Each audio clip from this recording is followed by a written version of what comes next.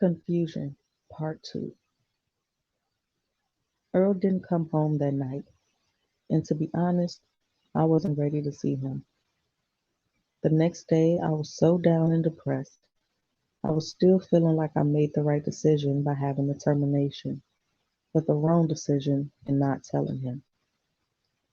Earl came back that next night and apologized for saying he didn't want to be with me anymore. He said, "When I first met you, I told you that I loved you and I meant it." He pulled out this little box, opened it up, and a beautiful ring was inside. He said, "Tashira, will you marry me?" I could not believe it. I could not believe what I was hearing. And you could tell he was so serious, with so much joy in my heart like I'd never experienced before. I said, "Yes." I put the ring on my finger and said, "But how are we going to get married? We don't have any money." He said, "We can be engaged right now. And when our money is right, we can get married. I know you want a big wedding. So after the baby, and God willing, everything works out with my music, I can make some good money and we can do that." Mind you, we had only been together for a little over a year. Love does conquer all. After being at the bank for 2 years, an incident took place and I got fired. I was so pissed. I hoped that when I told Earl he wouldn't be upset, but all he said was, "Don't worry about it. I'm selling weed in my tapes right now. I'll take care of you till you get another job." I was in my glory. Okay, let's back up a bit. While I was running around working, Earl was in the studio meeting up with a lot of DJs. He was trying to put his music out there and get a record deal. He lived for his music. He was constantly writing and creating. He used to be so focused. He was the hottest in Yonkers. When it came to rap game, everybody loved him because he was the best. When we were at home in bed watching TV, most of the time he would be just writing in this big black and white book he had. He was serious. After writing a song, he would want me to stop everything I was doing and listen to his new joint. He would ask me what I thought about it. Most of the time I was excited to hear it. And then some of the times I would be like, "Earl, give me a break. I am in the shower." Music was his passion. I used to love to see him go off into his own world. He would write and vibe with himself. It was the only time I really could see he was at peace. He was doing what he loved to do. So the next couple of months, I took advantage of it and started hanging out with Earl while he went to all the different boroughs, battling different rappers. I thought it was very interesting. I didn't know how good Earl was. He just came up with hot rhymes out the blue. He was so nice with it. We went from borough to borough, battling, and he battled a lot of famous rappers out there today. Some friends from Yonkers told Earl a couple of guys were looking for him. Long story short, they heard Earl was the best in Yonkers and they wanted to get him to sign and join their group. Earl was skeptical about it, but he could tell they believed in him and they meant business. So Earl went with it because the dudes used to bring him everywhere, and Earl was winning every battle at the time.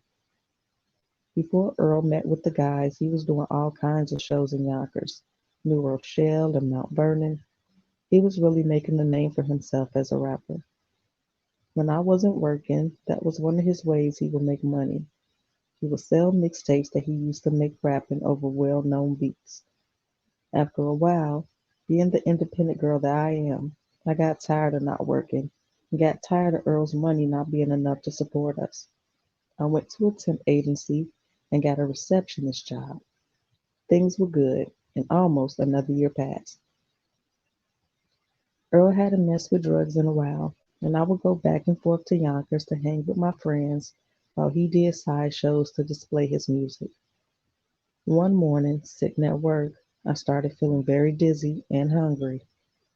I thought to myself, I really hope this isn't, I really hope this feeling is coming from me not eating earlier.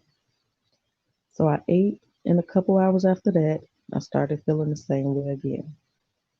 Even though I didn't want to believe it, I knew. I had experienced this feeling before about a year ago when I was pregnant.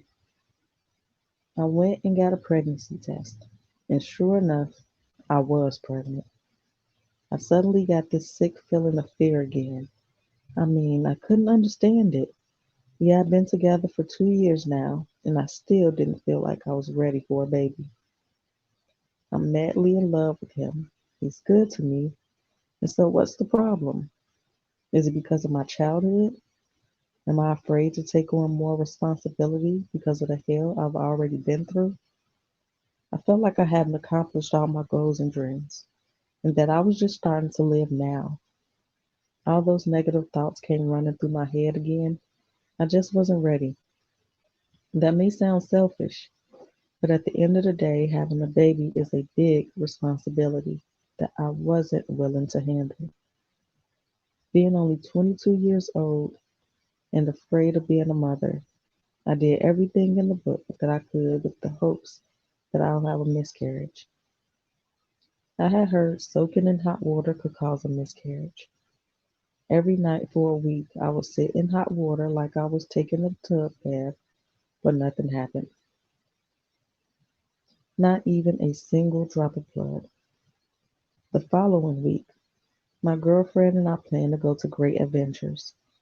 I thought to myself, this is perfect. I was going to get on every crazy ride, and I was sure that that would cause a miscarriage. When we got there, that's exactly what I did. I went on rides I never thought about going on, and still, nothing happened. I did not have one cramp after leaving that amusement park. As I think back now, I really can't believe I did such a crazy thing. However, as a 22-year-old girl that's never had a child before, I really didn't feel like I was doing anything for saving my future. After 3 weeks of trying to have a miscarriage, I started getting frustrated. Too much time was passing. I didn't know how far along I was, and if I did get the money, I didn't want to have another 2-day procedure.